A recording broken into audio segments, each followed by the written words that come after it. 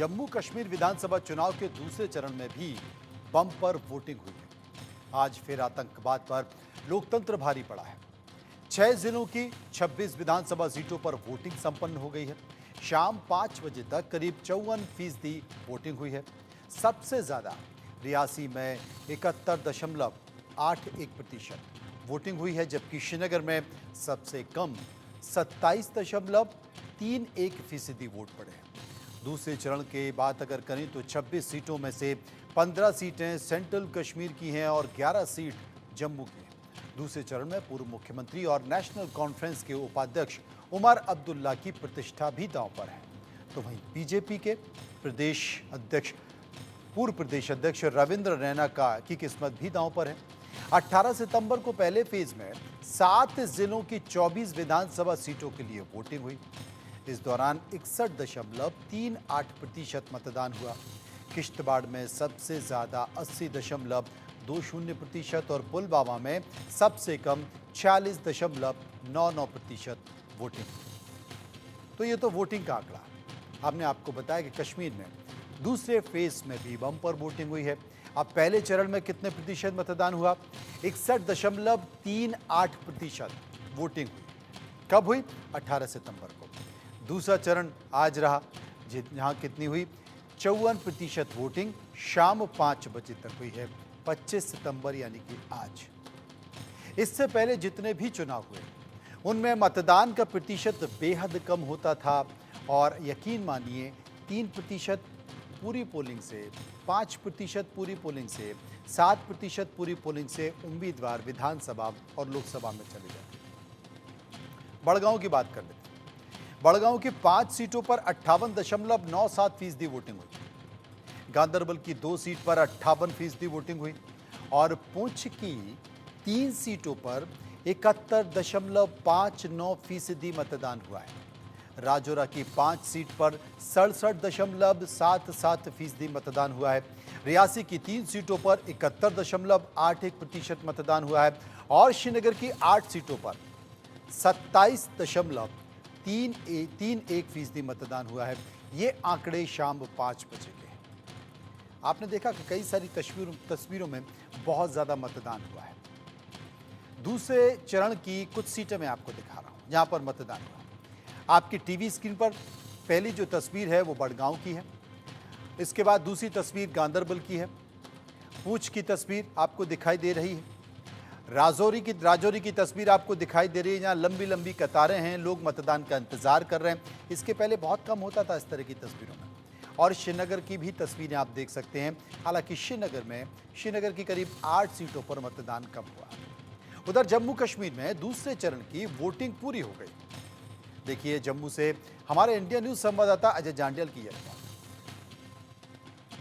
जम्मू कश्मीर विधानसभा के दूसरे चरण के चुनाव भी पूरे तरीके से शांतिपूर्वक तरीके से संपन्न हो गए हैं और आप देखेंगे ठीक मेरे पीछे ये एक पोलिंग स्टेशन है और इस पोलिंग स्टेशन के दरवाजे इस वक्त बंद हो गए हैं और जम्मू कश्मीर पुलिस के साथ साथ आप देखेंगे सीआईएसएफ के जवान जो सुबह से इस पोलिंग स्टेशन की सुरक्षा में तैनात थे, जिन्होंने इस चीज को सुनिश्चित किया कि यहाँ पर पोलिंग जो है वो सुखद तरीके से संपन्न हो और लोग ज्यादा से ज्यादा तादाद में अपने घरों से निकलकर अपने मत का इस्तेमाल कर सकें, अपने पसंदीदा नुमाइंदे को चुन सके, इस चीज को सुनिश्चित किया गया। ये जो इलाका है जिस जगह पे हम खड़े हैं ये रियासी डिस्ट्रिक्ट का इलाका पड़ता है और रियासी कॉन्स्टिट्यूंसी अगर बात की जाए तो यहाँ पर मुकाबला भारतीय जनता पार्टी के और नेशनल कॉन्फ्रेंस और कांग्रेस के अलायंस कैंडिडेट के बीच में है।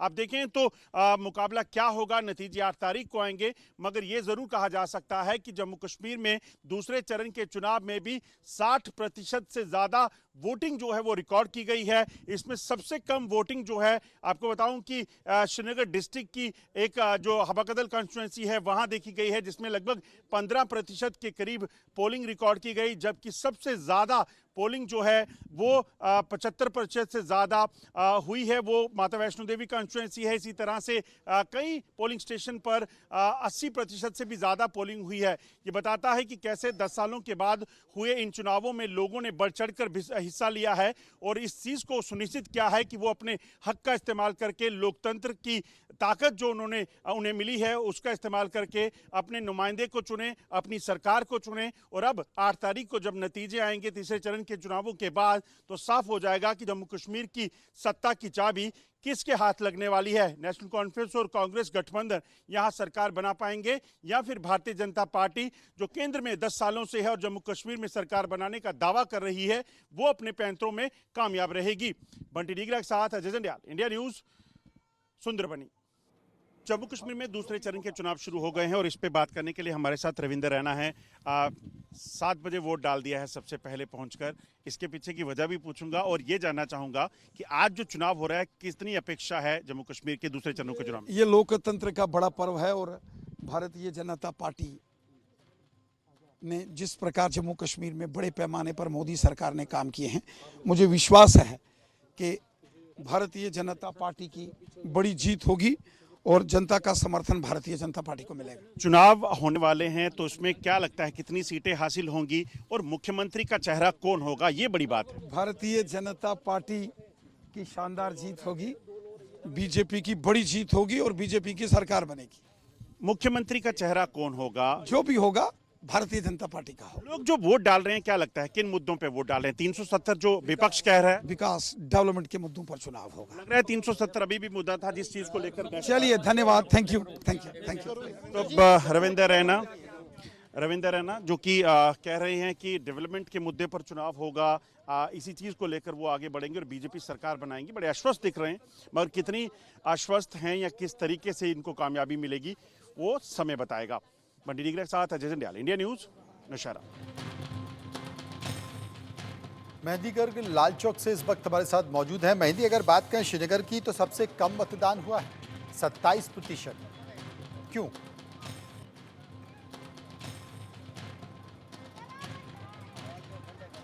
जी बिल्कुल, देखिए फिलहाल हम श्रीनगर में मौजूद हैं और ये लाल चौक का इलाका है और लाल चौक की कॉन्स्टिट्यूंसी भी है। लेकिन अगर पूरे श्रीनगर की बात की जाए तो 22% वोटर टर्नआउट निकलकर सामने आ रहा है, जो कि अगर पूरे दूसरे चरण की बात की जाए, दूसरी कॉन्स्टिट्यूंसीज़ की बात की जाए, सीट की बात की जाए, तो उसमें श्रीनगर जो है सबसे कम वोटर टर्नआउट में दिखाई दे रहा है। बहुत अलग अलग कारण बताए जा रहे हैं।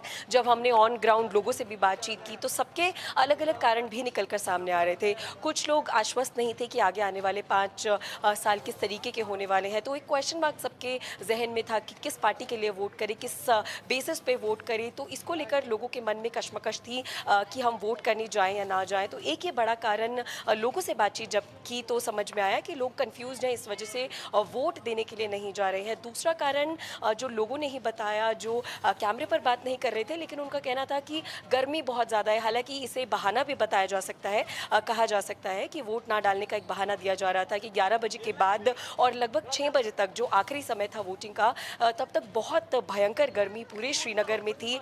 तो एक कारण ये भी लोगों के द्वारा सामने आया है। लेकिन अगर जो लोग वोट डालने के लिए पहुंचे उनकी बात की जाए तो लाल चौक एक बहुत महत्वपूर्ण यहाँ पर सीट मानी जाती है, क्योंकि ये बहुत एक आइकॉनिक प्लेस भी है पूरे श्रीनगर में। तो लाल चौक सीट की वोटर टर्नआउट जो है वो 30% के आसपास आई है। तो ऐसे में जितने लोग यहाँ पर रहते हैं, जितने वोटर्स यहाँ पर हैं, उसके मुकाबले लाल चौक का जो वोटर टर्नआउट 6 बजे के बाद निकलकर सामने आया वो कुछ ना कुछ बेहतर है बाकी डिस्ट्रिक्ट से, बाकी जो जगह हैं श्रीनगर में जो आती हैं, जो सीट्स आती हैं उससे।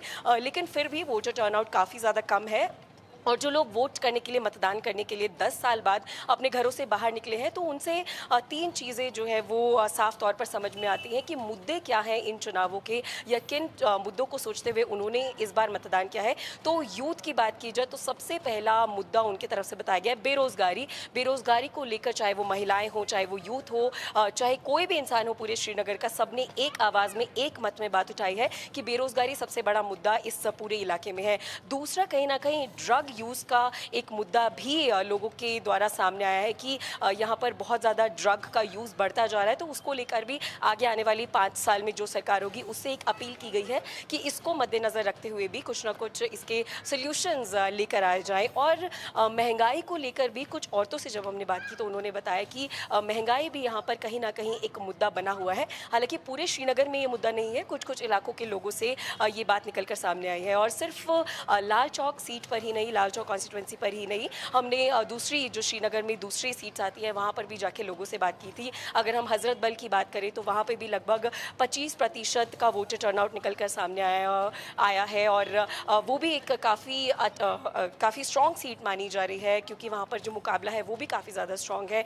वहीं अगर श्रीनगर के दूसरे एक महत्वपूर्ण इलाके, एक सीनिक ब्यूटी या एक टॉप स्पॉट की बात की जाए, डल लेक, तो वो भी एक अलग कॉन्स्टिट्यूंसी के अंदर आता है। वहाँ पे वोटिंग परसेंटेज जो है वो 28 से 29 बिल्कुल, आपने तमाम वोटिंग टर्नआउट दिखाई दे रहा है। अजय जांडियाल इस वक्त हमारे साथ मौजूद हैं, हम अजय जांडियाल के पास चलेंगे। अजय, अगर पुष्ट की बात करें तो करीब 72%, रियासी की बात करें करीब 31%, राजौरी की बात करें तो करीब अगर देखा जाए तो 68.22% यहाँ पर वोटिंग टर्नआउट हुआ है। लेकिन श्रीनगर को किसकी नज़र लग गई?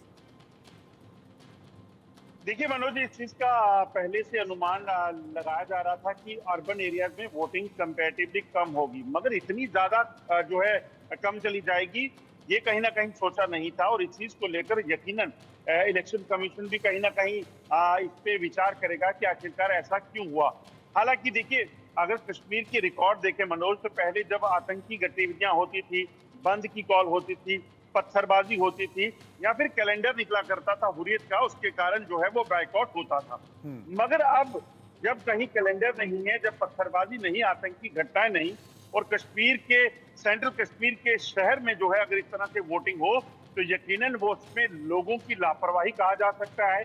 जिन लोगों ने वोट नहीं डाला है वो यकीनन डेमोक्रेसी के लिए बड़ा कहीं ना कहीं नुकसान है। वो इसलिए है क्योंकि आज नहीं तो कल उनको याद आएगा जब वो ये सोचेंगे कि जिस नुमाइंदे ने इतने कम वोट हासिल करके जीत हासिल की है, इसका मतलब साफ है कि अगर अच्छा नुमाइंदा उनको पसंद नहीं आया तो यकीनन वो नुमाइंदा जो है वो उनके तरीके का नहीं होगा। और यही वजह है कि श्रीनगर में शहर के लोग हैं, अर्बन इलाके हैं, वोटिंग परसेंटेज कम होता है, मगर इतना ज्यादा कम चला जाएगा ये कहना काफी चिंताजनक है और इस पर विचार जरूर होगा। अगर आप देखें राजौरी, पुंछ, रियासी बम्पर वोटिंग हुई है।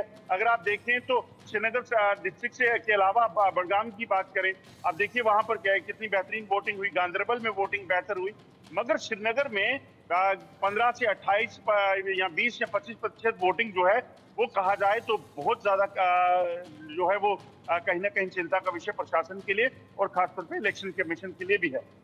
जी, और अगर मतदान की बात करें, हालांकि एक जवान शहीद हो गया है। कल जब पेट्रोलिंग चल रही थी तो पता चला कि आतंकवादियों ने पाकिस्तान की तरफ से गोली चली है और एक जवान हमारा शहीद हो गया। अगर बाकी की जगहों पर देखें तो क्या पूरी तरह से शांतिपूर्ण मतदान रहा? कहीं कोई ऐसी सूचना नहीं? देखिए, कुल मिलाकर अगर कहा जाए तो पूरे जो 26 कॉन्स्टिट्यूंसीज हैं उसमें मतदान जो है वो शांतिपूर्वक तरीके से हुआ। कोई आतंकी घटना इन इलाकों में जो है वो नहीं देखी गई। हालांकि राजौरी, पुंछ की बात की जाए, रियासी की बात की जाए तो पिछले दिनों कई आतंकी हमले हुए, टेरर अटैक्स हुए, चाहे वो ढांगरी है जहां पर घरों में घुसकर लोगों को आतंकियों ने मारा, या चाहे वो रियासी का वो इलाका जहां पर शिवखोड़ी में लौट रही बस पर हमला किया और 9 यात्रियों की उसमें मौत हो गई। इसके अलावा आप देखें तो सेना के काफिलों पर हमला और ठिकानों पर हमले जो है वो कई हुए, मगर दाद देनी होगी सुरक्षा बलों की, जिन्होंने दिन रात जो है उस इलाके को घेरे रखा जहां पर आतंकी छुपे हैं जंगलों में। एक मुठभेड़ रियासी में अभी भी चल रही है 4 दिनों से, मगर उसके बावजूद आतंकियों को वहां से निकलने नहीं दिया और सुरक्षित तरीके से चुनाव हुए। और अफसोस की बात मानो यही आती है कि जिन इलाकों में आतंकी हैं, आतंकी गतिविधियां हैं, वहां लोगों ने चुनाव बढ़ चढ़ कर हिस्सा लिया है। और श्रीनगर का वो इलाका जहां पर चुनावों की बिना किसी खौफ के, बिना किसी परेशानी के लोग वोट डाल सकते थे, वो कम लौटे हैं।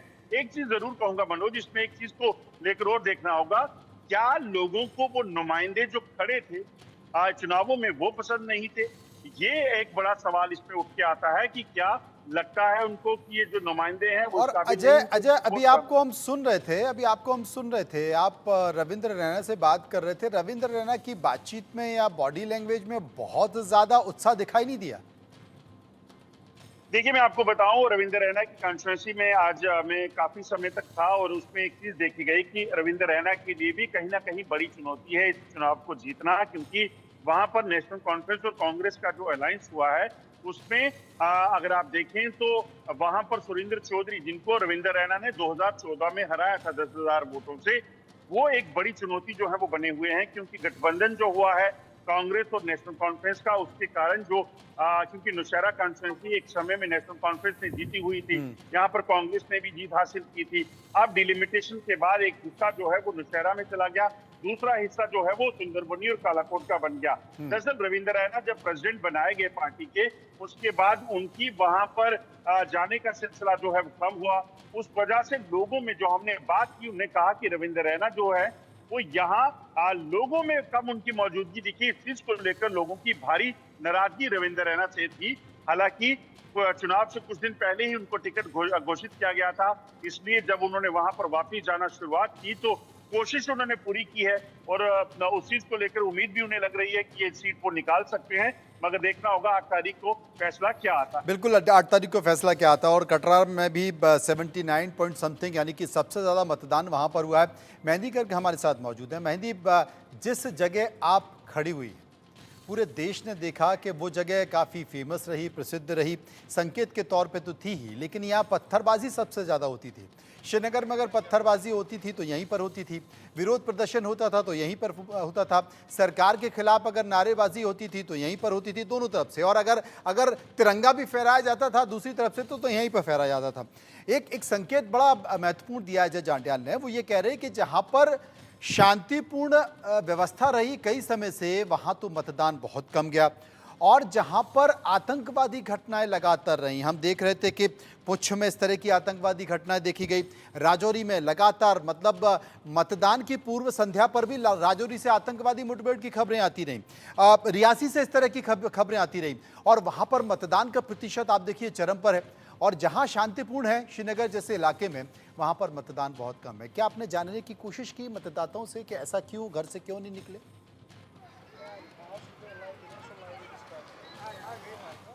बिल्कुल, देखिए जो बात आपने की वो काफ़ी ज़्यादा दिलचस्प है, क्योंकि यहाँ पूरा दिन आज हम ग्राउंड पर थे। और अगर बात की जाए लाल चौक की, तो जैसा कि आपने भी कहा कि बहुत साल पहले यहाँ पर बहुत खबरें आती थी पत्थरबाजी की या कुछ आतंकवादी घटनाओं की, लेकिन पूरा चुनाव, दूसरा चरण आज था, आज का चुनाव भी, आज का चरण भी बहुत ही शांतिपूर्वक यहाँ पर रहा है। सुरक्षा बल जो है उनकी तैनाती हर एक पोलिंग बूथ पर बहुत ही अच्छे से की गई थी। और सिर्फ तैनाती ही नहीं, हर 10 से 15 मिनट के अंदर वहाँ पर एक जम्मू और कश्मीर की पुलिस वैन पर पहुंच रही थी। सीआरपीएफ के जो जवान हैं वो भी 15 से 20 मिनट में हर एक पोलिंग बूथ का जायजा ले रहे थे। तो सुरक्षा के पुख्ता इंतजाम इन सभी पोलिंग बूथ्स पर श्रीनगर में यहाँ पर बहुत ही अच्छे से की गए थे और काफ़ी शांतिपूर्वक ये चुनाव रहे हैं। लेकिन सबसे ज़्यादा दिलचस्प ये रहा, जैसे कि आपने भी कहा, सोचने वाली बात भी है और हालांकि ये चिंताजनक बात भी है कि जो इलाके हमेशा विवादों में बने रहते थे या खबरों में बने रहते थे कि वहाँ पर पत्थरबाजी होती थी, आतंकवादी घटनाएं होती थी, और अब जब चुनाव हो रहे हैं तो जो हालात है वो काफ़ी ज़्यादा सामान्य है, बहुत ही आसानी से हो रहे हैं।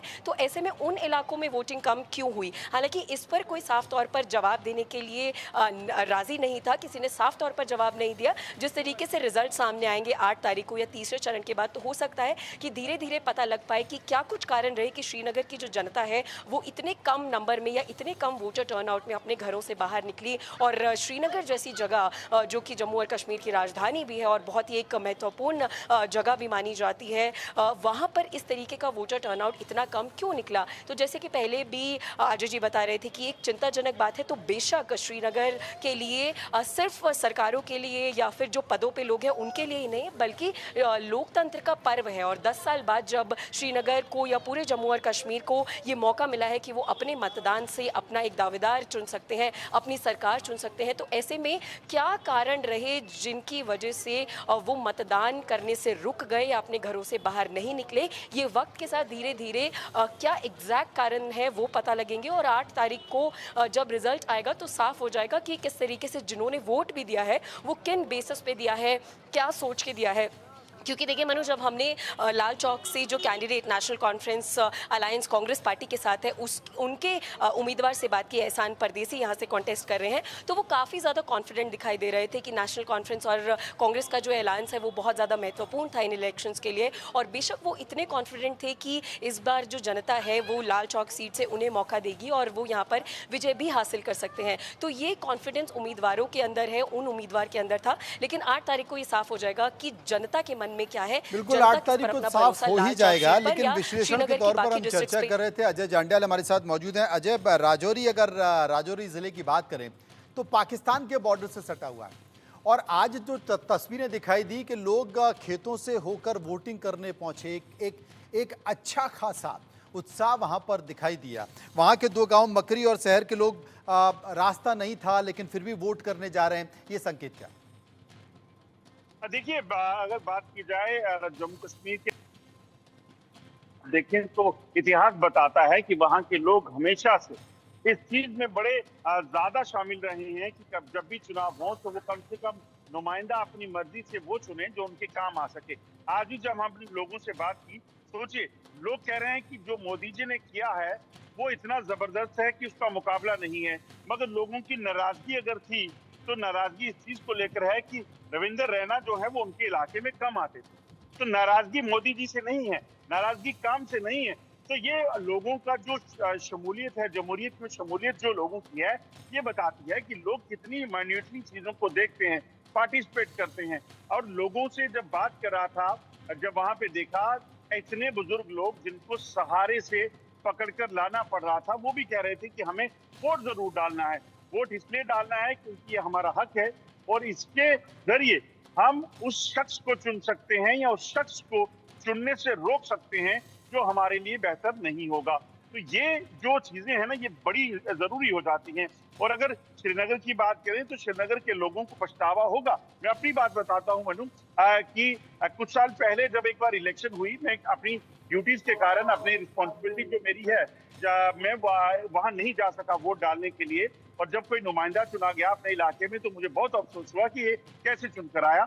और ये होता है, इनको भी होगा जिन्होंने आज वोटिंग नहीं की है, क्योंकि शांतिपूर्ण चुनाव हो रहे हैं। जब आपको मौका मिले और आप उस नुमाइंदे को चुने ना, कोई ऐसा नुमाइंदा चुनकर आगे आ जाए तो यकीनन उस पर अफसोस होता है। राजौरी की बात की जाए, राजौरी वो इलाका है जहां 2014 से 15, 16, 17, 18 या 19 तक, जब पाकिस्तान के साथ एक बार फिर से सीज फायर नहीं हुआ, तब तक वहां पर लोगों को हर रोज अपने घरों से निकलकर नौशहरा, राजौरी या अलग अलग इलाकों में, गांव में, स्कूलों में रहना पड़ता था, क्योंकि पाकिस्तान की तरफ से शेलिंग होती थी। कई लोगों ने अपनी जानें गंवाई, अपने घर, उनके आशियाने जो है वो टूट गए, बिखर गए। मगर अब जब बंकर बने, जब पाकिस्तान के साथ जवाबी कार्रवाई पाकिस्तान को सेना ने दी, उसके बाद पाकिस्तान के साथ लगता इलाका शांत हुआ, तो आज लोगों ने शेर मकड़ी में, वो इलाका जो तारबंदी के आगे है, आपको बिल्कुल, और आज वो संकेत भी दिखाई दिए कि लोग अपने घर से निकले और घर से निकलकर उन्होंने वोटिंग की। और आप दोनों भी कह रहे हैं कि 8 तारीख का इंतजार करना चाहिए, कोई संकेत बड़ा निकल कर आएगा। एक चरण और रह गया है, देखते हैं कि अब जो अंतिम चरण है, उस अंतिम चरण में लोगों का उत्साह आखिर क्या दिखाई देता है। क्योंकि कभी कभी होता है ना कि जो चरण निकल जाते हैं उनकी हवा को टटोलते हैं मतदाता भी और राजनेता, और उसी उत्साह के साथ किसी का उत्साह, किसी का जोश हाई होगा तो किसी का कम होगा, उसी के अनुसार फिर राजनेता मेहनत भी करेंगे। बहुत बहुत शुक्रिया।